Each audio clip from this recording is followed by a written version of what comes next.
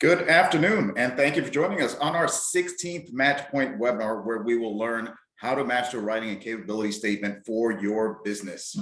Those of you who don't know me, I'm Danny Vargas, National Director for the Latino Coalition.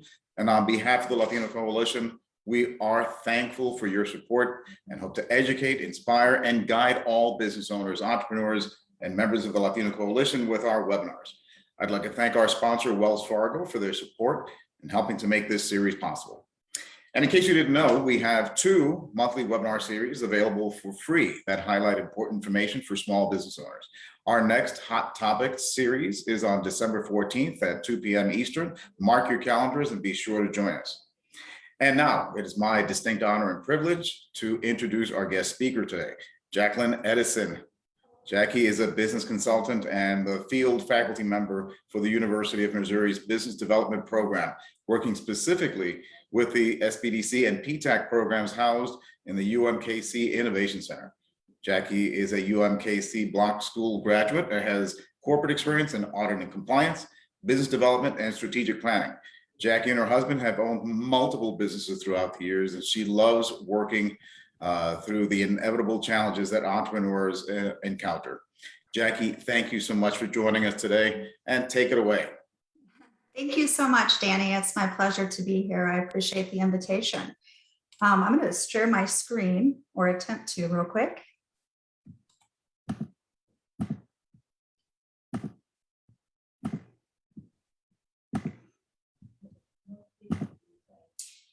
Okay, I'm going to assume that we're good unless someone tells me differently. Yes? Okay, great.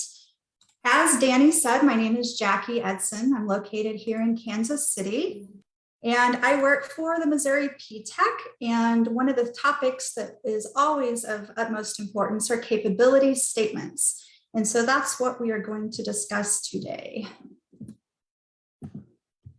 Okay, first of all, what the heck is PTAC and how can we help? PTAC, you know, the government loves an acronym. PTAC stands for Procurement Technical Assistance Center, which is just a way of saying that we help you, the business owners, get prepared and execute government contracts. So what is the PTAC? We were created by Congress in 1984, and we are currently funded by the Department of Defense.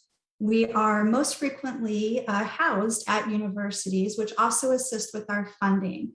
As Danny said, I am located at the University of Missouri, Kansas City Innovation Center at 4747 Troost. So the great thing about the Department of Defense and the university funding is that we are able to provide our one-on-one counseling and all the other services we provide at no cost to business owners. So that is a fantastic service available to you. Also at the UMKC Innovation Center is our sister program here in the state of Missouri, the Small Business Development Center, which I also work for. Why these are complementary services for business is a lot of times as a PTAC counselor, we will need to send a business to the SBDC to get prepared for government contracts. That's part of what we do, is determining, is your business ready for government contracts? A lot of government contracts require 2 years in business and a proven track record of success. So our first conversation is, are you a good fit for government contracts? And do you have the strategic planning and the patience required for government contracts? So the whole idea of PTAC is to work with businesses that are interested in federal, state, and even local government contracts. And the whole idea is to generate employment and improve the overall economy. How does PTAC assist businesses? First of all, the registrations and certifications. There's women-owned small business, economically disadvantaged women-owned small businesses, veteran-owned, service-disabled veteran-owned, minority business enterprise, women-owned business enterprise, disadvantaged business enterprise. We work with our clients one-on-one to determine if these registrations and certifications are applicable, and if so, help them obtain them. Procurement history research is, who is buying the product or service that you provide. doing that research to know how to better target and utilize that capability statement better. Identifying bid opportunities, bid quote proposal assistance, a lot about marketing, which is what we're going to talk about today, how to really utilize that capability statement to market your company. And then we also assist with post-award assistance, and then a lot of education and training, which we will talk about in just a moment. So here's our objectives for the webinar today regarding capability statements. First of all, what is a capability statement?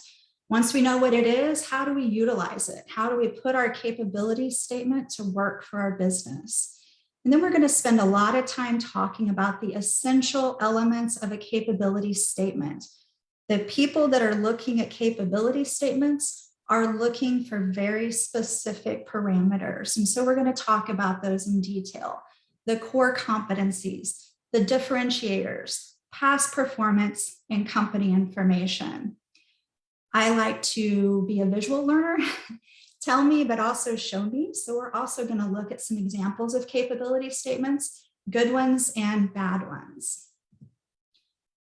Okay, first order of business. What is a capability statement? We're all very familiar with the term resume, our personal resume. This is basically your company's resume. So think about how important your resume is in your career. That first impression matters. I can't state enough the importance of this capability statement, perfectly reflecting you and your company. That means incredibly professional, incredibly precise, very, very perfect. So why do we need one? Some government registration processes require it. It also can be a way to open doors to new agencies. I think a lot of times we hear capability statement and we think they only apply to government contracts. And just this morning, it was perfect timing. I was talking to a new client that was contacted by Evergy for a contract that had nothing to do with government. And the first thing they asked, send us your capability statement. And that's when panic ensues. One thing that's really important to think about your capability statement is to always view it as a living document, constantly changing. We're going to talk a lot about that later, but how you change your capability statement based on the particular agency, the particular job that you are targeting. Also, it's a living document because it changes based on your experience. When you land a new contract, you add it to your capability statement. If you have a really fantastic, well-known logo for a company that you are now working with, add it to your capability statement. So please keep that in mind, that a capability statement is not, okay, yay, I've created my capability statement, now I'm done. A capability statement is never done. Again, I go back to your resume. You're constantly updating your resume because you're constantly improving and you're showing that on your resume. It's the same for the capability statement. Again, it's the resume for your business. Qualifications and core competencies, past performance, and also what sets you apart from your competitors. We know that all industries are highly competitive, and so a capability statement is your chance to have your company shine and also make it very apparent to buyers why they need to choose you. Okay, those attributes of a capability statement that we were talking about.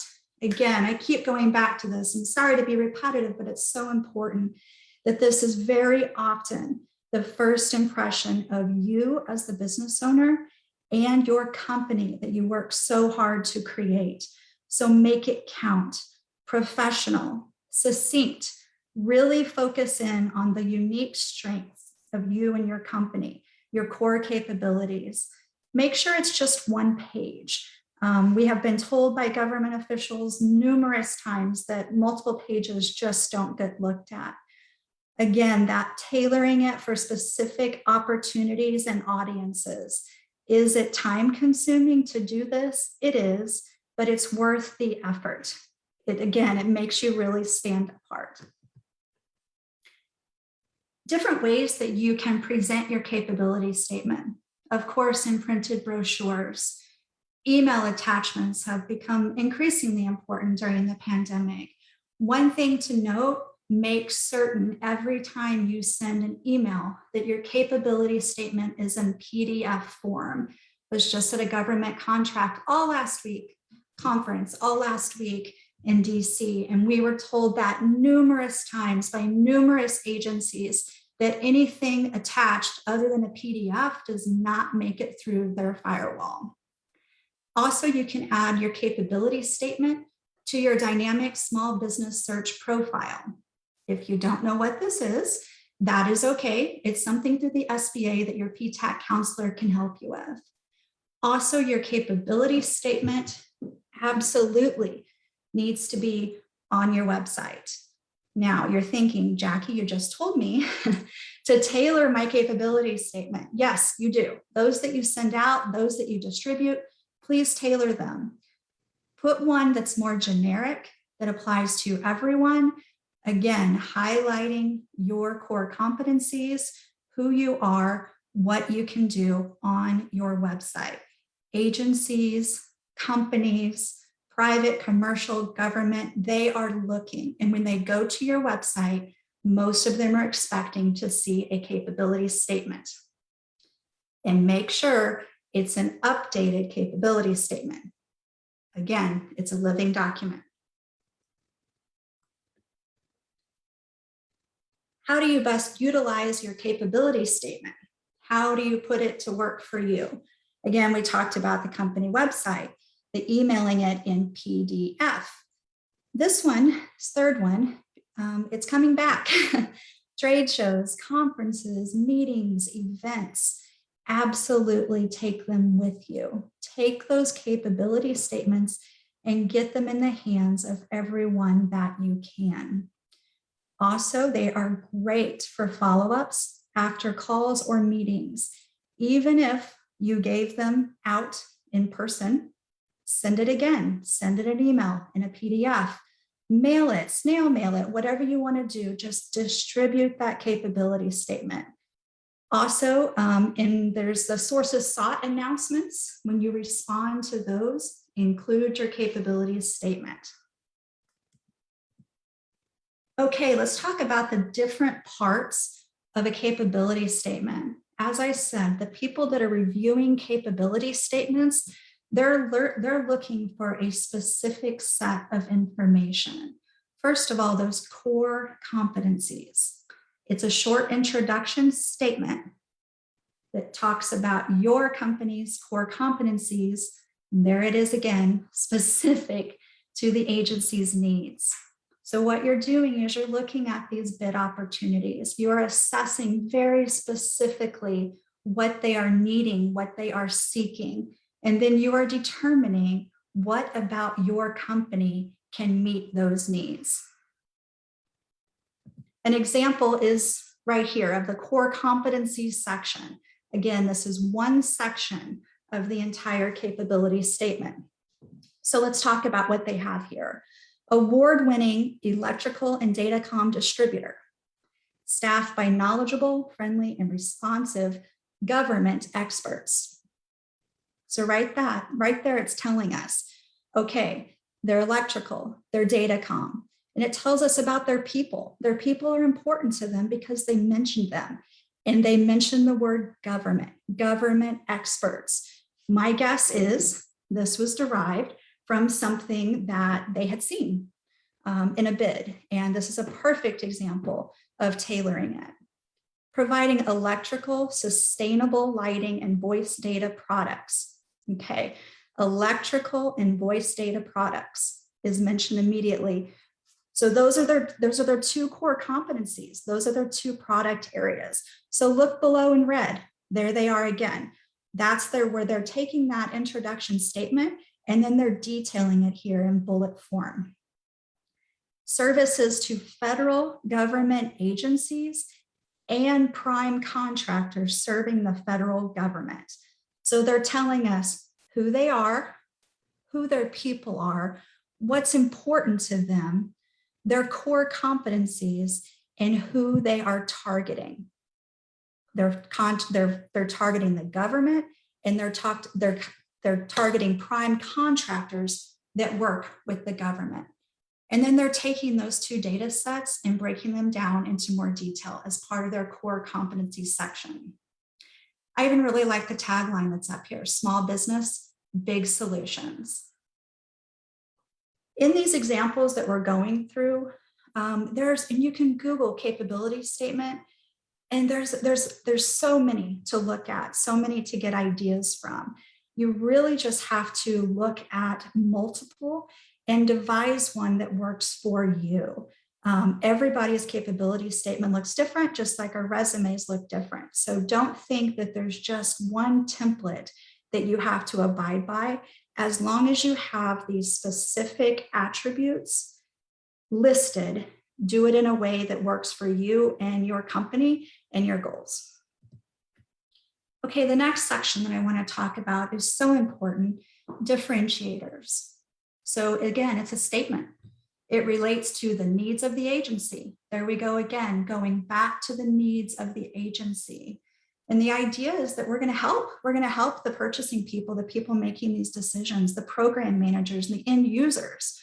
They all need to understand from our capability statement why they should pick us over our competitors.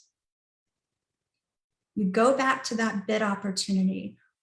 Pay attention to the words that they are using and how those would apply to your unique business. How's your company best suited for the needs of this agency? No one knows your company better than you. So pay attention to the needs and think about how your company is best suited to meet these needs. What is it about your services that make you stand out from the rest? Is it your awards? Is it your credentialing? Is it your response time? Whatever it is, make sure it's clear. What is it about your people that give you the advantage over your competitors? In the last section, they had specifically mentioned their people. This is also an opportunity to do so. Again, is it certifications? It's industry specific. You know your business. Why are your products better solutions than the others that are available?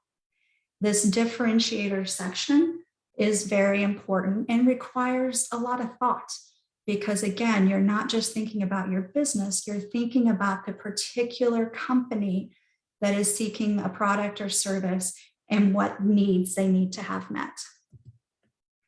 Past performance. This is huge in government contracts. As I mentioned in the beginning, most government contracts require 2 years of proven success for government contracts. But again, talking about the fact that you can, if you aren't to that 2-year mark yet, start working on your capability statement now. Distribute it to people that aren't government. Keep working on this document. The more that you work on it, the better it will be. So for past performance, we're looking, again, if you're looking at a particular bid, think about that particular work that they are requesting. What have you done similar? Pick those most similar jobs and focus on those. Prioritize federal, state, local, commercial, and private. Go ahead and add the contract numbers. You are so secure in the job that you have done, you have no problem giving the name, the title, the email, and the phone so that they can immediately reach out for a reference for you, your company, and the work that you provided. And as I mentioned earlier, if you have room, feel free to add logos of well-known organizations. For someone just glancing quickly at a capability statement, logos are high impact. Here's an example of some differentiators, or I'm sorry, past performance for a capability statement. So they chose to do it in table form, which is very effective for them. Again, there's no one way that this has to be done. This is an option. They list the agency or the prime. Then they list the length of time that they have worked with them. Notice that they all say current. So what does that tell you if you're reviewing someone's capability statement? Their retention rate for their customers is impressive. And also the length of time, and we're going back here to 1995. They list the dollars per year. And then they're at the bottom, there they are. Again, I'm so comfortable and so confident in me, my company, and the work we provide. Please reach out to Fort Riley. Here's how to get in touch with them. Please reach out to the VA hospital. Ask them how I did. By putting that on there, you are giving them the information they need to know that you are confident in what you can provide to them. Also, they had listed a tagline here too. They could have just wrote past performance. This is my past performance section. But instead they added serving the federal government since 1960. So if you have a tagline that's that impressive, my goodness, put it on. It's a good one.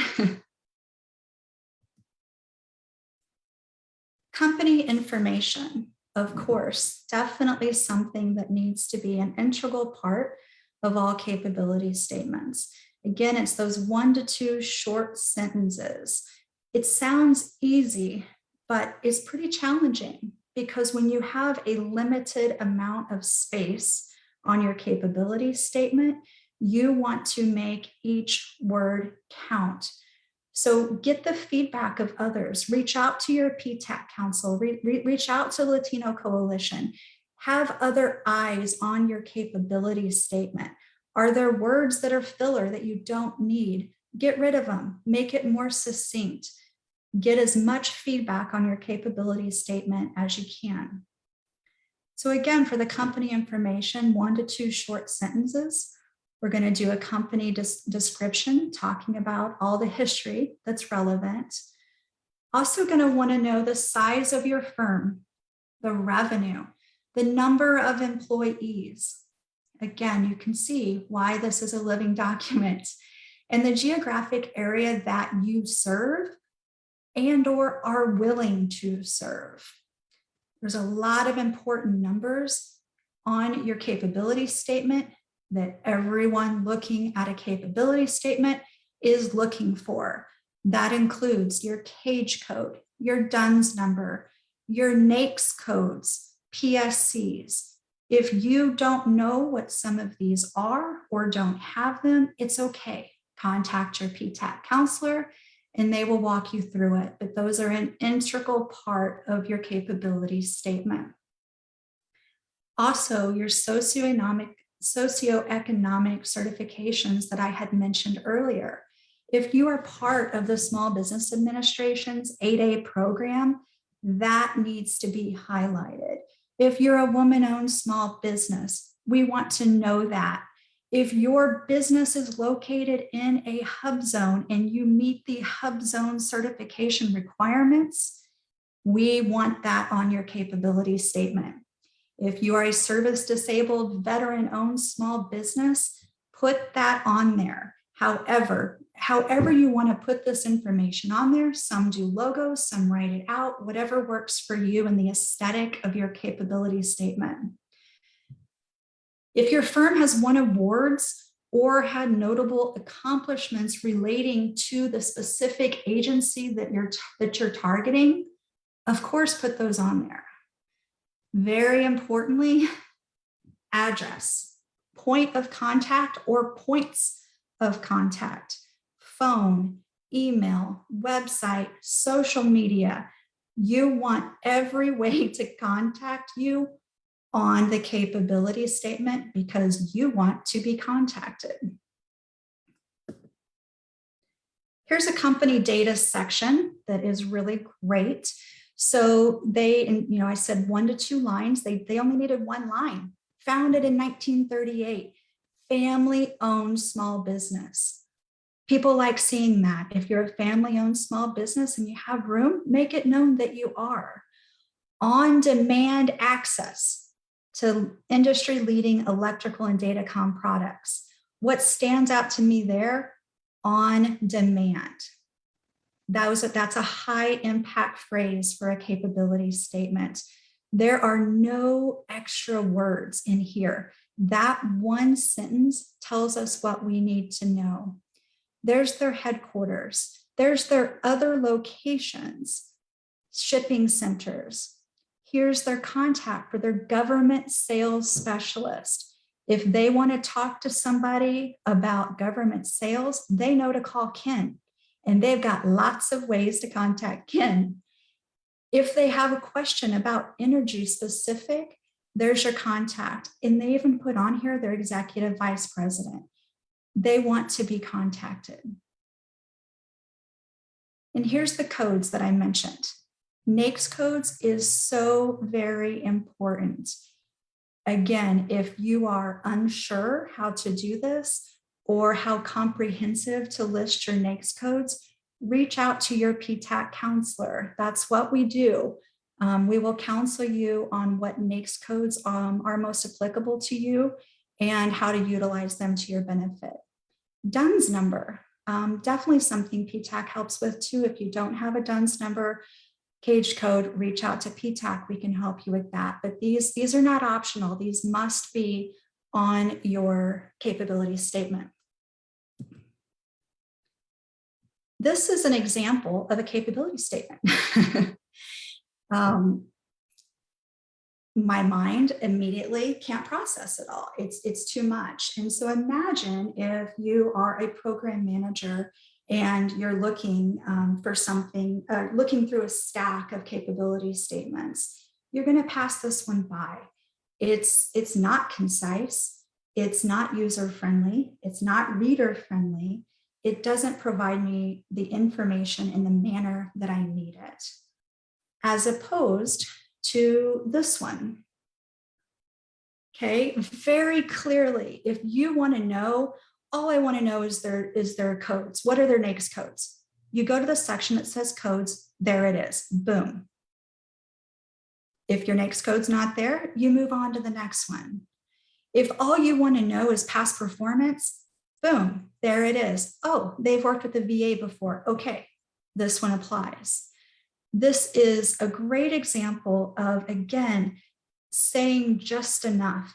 It provides the detail that we need, but not more detail than we need.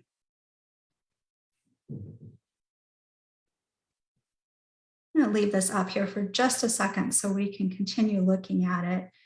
And you'll notice that a lot of these are from the sections that I had extracted for earlier parts of this presentation, but seeing it all together and how, even the use of different colors font, how it really helps the reader get to where they need to go and really highlight, they're telling you, these are our products, electrical, voice data, it's in red. This is our past performance. Look at this amazing length of time. Look at these agencies, look at these dollars. Hey, we want you to contact us. It's in red. Here's who you contact. I had mentioned that part of PTAC is education. We provide free learning opportunities to all businesses wherever you are. The government contract arena is changing constantly. And so you must, as a business owner, stay current. And certainly your PTAC counselor is there to help you with that, but also pencil in all of these opportunities to continue learning. My colleague, Shelley Cunningham, who is located or who serves Kansas City, she does a monthly webinar called The First Steps to Winning Government Contracts. She will mention capability statements in that webinar. It's a 2.5-hour, really great overview to just kind of learn a little bit more about government contracts and how it might fit into your business model.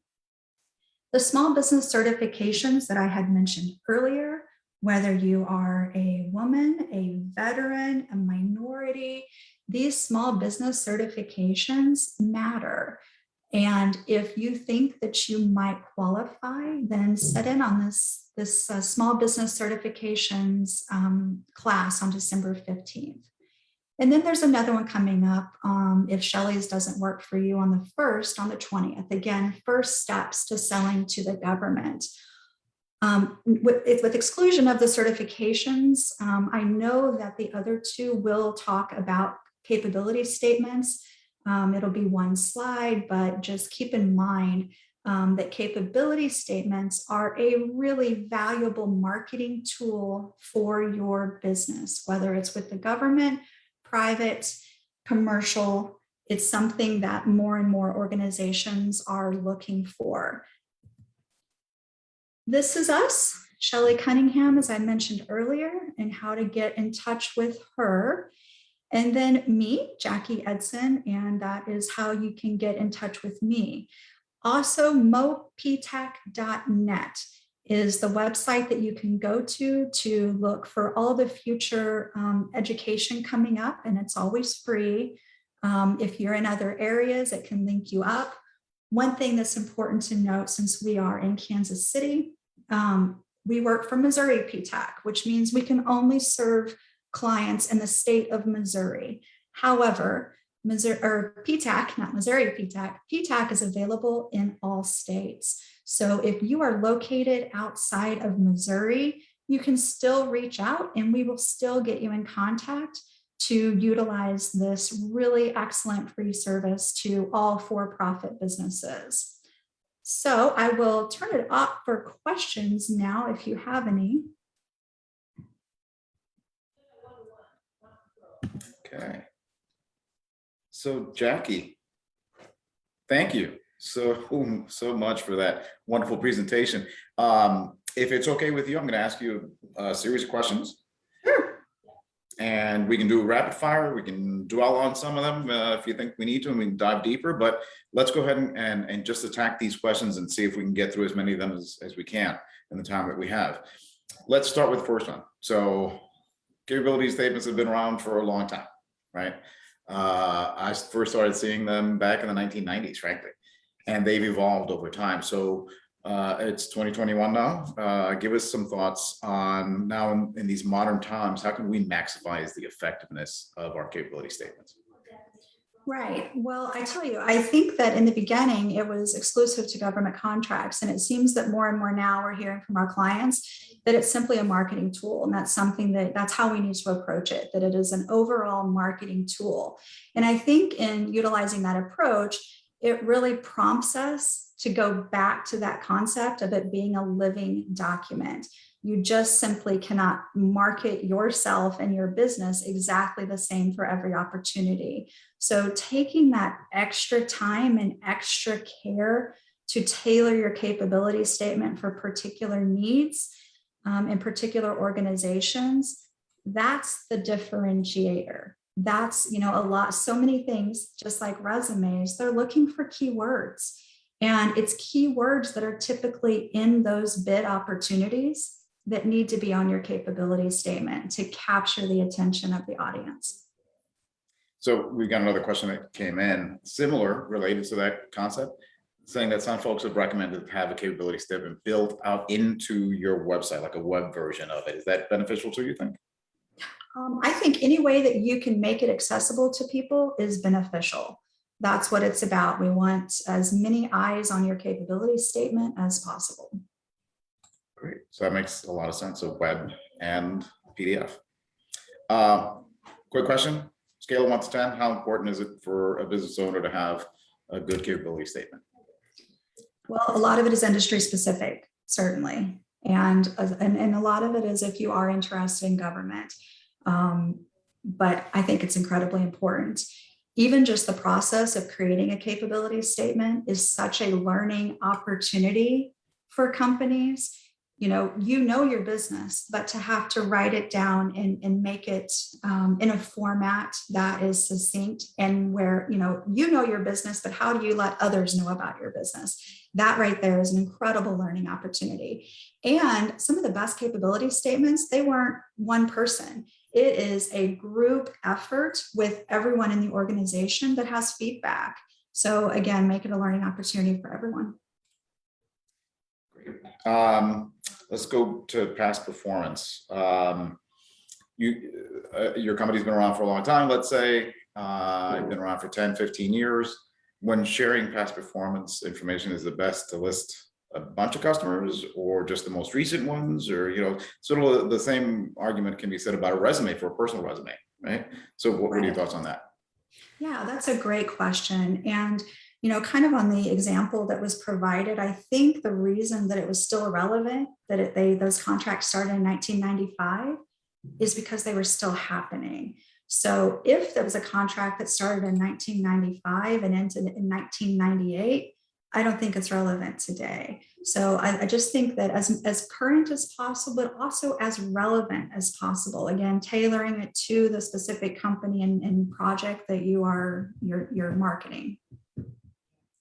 And let's go back to the NAICS codes and the PSC codes and so forth. Some companies have a bunch. My company has a bunch. Mm-hmm. Which NAICS codes should you include? Do you want to avoid missing the right NAICS codes depending on the opportunity, or what do you think? What are your thoughts on that? Yeah, that's great. And again, I think that's a conversation with your PTAC counselor. And the reason is because it is a fine line. You want to be comprehensive, but at the same time, you don't want to be so inclusive that, you need to have a little bit of focus. And so a lot of it's going to depend on the particular opportunity. And, of course, there's overlap in NAICS codes. And if that's what it is, then maybe, certainly you want a primary NAICS codes, and then those secondary NAICS codes is the question. And then also, again, for government contracts, in SAM, System for Award Management, required for federal contracting, that's where your NAICS codes are. So you want to make sure there's some consistency there as well. And then on the narrative, I've been told different things. One thing that I was told is you use it like you would Twitter, that you want to keep your narrative to 250 characters or less or so. What are your thoughts on that? Yeah, I haven't heard that analogy, but I like it. And I think that, again, depending on you and your business, I mean, that was a perfect example of that one I gave. It was one sentence, which at first I thought, whoa, where's the rest of it? I thought maybe I didn't capture it all. No, but that's all we needed. It was there. So I think it depends on the complexity of your business and how specific that you think the reader needs to get. So I'm going to go back to, because my company is a marketing and public relations firm. So I use words as my paint and paper as my canvas, right? So that's what I do. I help companies find their mojo, but finding the right words is awkward and difficult sometimes for a company. Do you have any thoughts on what might be some key words, key buzzwords, or thoughts that they should put to how to describe their talents best? Sure. Well, I can tell you that in government contracts, we certainly are trained to counsel our clients on utilizing buzzwords from those bid opportunities. And again, I know I sound like a broken record, but I think they are very intentional in the wording that they use in those bid opportunities. And so we need to pay attention to those words that we keep seeing over and over again. And if they apply to us, boy, we need to mention them. Yeah. So in addition to words, the other thing that we can think about, because images say 1,000 words. What are your thoughts on images, pictures, graphs, etc. On capability statement? I've seen some great capability statements that have images. If their product is unique or it needs to be seen to be understood, then that's important. A lot of it comes down to space. And that's why there's no one template that works for every business. If you're a business that's been in business for 50 years, you're going to have a whole lot of other things to put. And so maybe you're not going to utilize that space for an image of your product. But yes, some capability statements, depending on how much space you have, images can definitely work and be effective. I had a recommendation from a common friend of ours, Delia, said, you know what, maybe we should think about using both the front and the back of a sheet of paper for a capability statement. What are your thoughts on that? I thought that was interesting.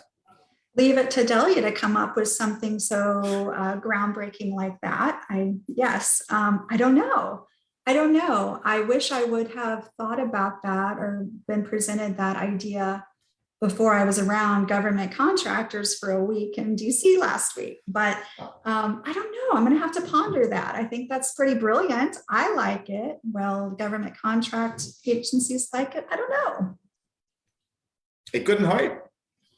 Maybe have all of the necessary stuff on the front page, and then use the back page as sort of diving deeper, maybe into past performance. So not maybe that idea. I like it. If you're at a trade show and you're handing them out and they just want one page, why not make that back work for you? I like it. That's one. That's our Delia. All right. So you talked about maybe customizing and tailoring it for an individual bid.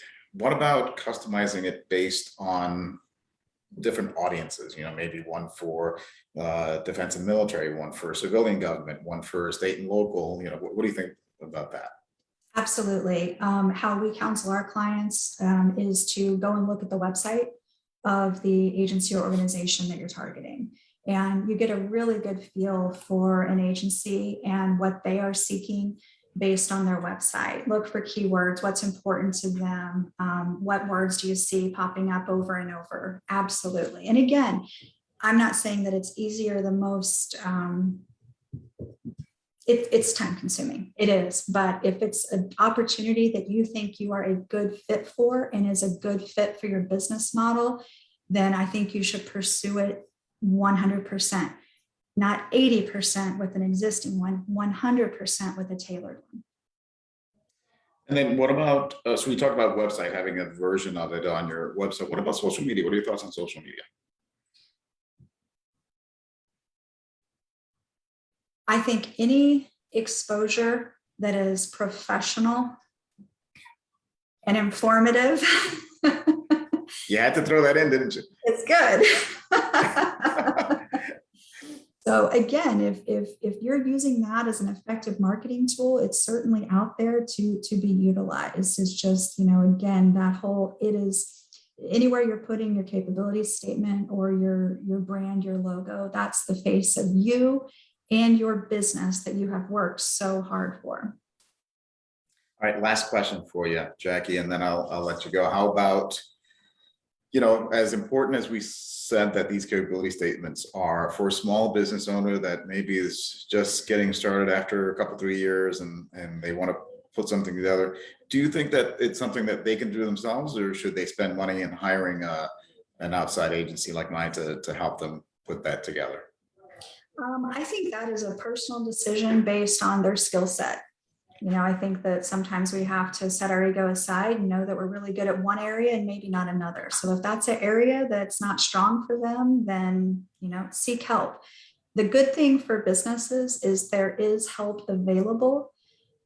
So reach out to every resource that you can. As I said with the capability statement, the more eyes, the better, the more feedback, the better. Great advice. And Jackie, again, thank you so much for sharing with us how to develop an effective capability statement. I hope that all of our business owners, our entrepreneurs, our members in the audience have taken some valuable information with them after this presentation. Can you give us your contact information one more time? Absolutely. You can reach me at Eidson, EIDSON, at missouri.edu. Excellent. Jackie, thank you so very much for your time and for sharing your wisdom and knowledge with us. Oh, thank you for having me, Danny. It was a pleasure. Great. And to all of you, on behalf of the Latino Coalition, thank you all for joining us today. Our next Hot Topic series is on December 14th. We hope you enjoyed today's webinar. Thank you again to Jackie for being our guest speaker. And on November 19th is National Entrepreneur Day. So congratulations to all of the entrepreneurs out there. Vince Lombardi once said that the price of success is hard work, dedication to the job at hand, and the determination that whether we win or lose, we've applied the best of ourselves to the task at hand. On behalf of the Latino Coalition, I want to wish everyone a very happy and wonderful Thanksgiving. And as always, be safe, aim high, and thrive. Thanks you all very much, and see you next time. Take care.